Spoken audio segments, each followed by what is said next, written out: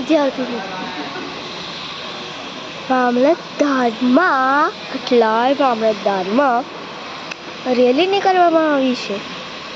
તો થઈ ગઈ તમામ અલગ અલગ સેજાના બહેનો આવ્યા છે.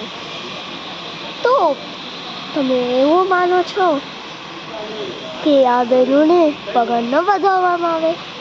તો પછી બાળ મિત્રો, તમે લોકો આ કઠલાલમાં મામલતદારના કચેરીમાં તમે લોકો પગાર વધારો.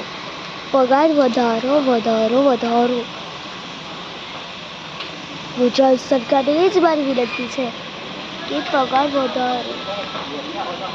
જો નહીં વધારો તો આ બહેનો આવે છે રાજીનામું આપી દેશે. ચાલો તો ફરી જઈએ કઠલાલના મામલતદારમાં કચેરીમાં જોવા કે શું ચાલે રહ્યું.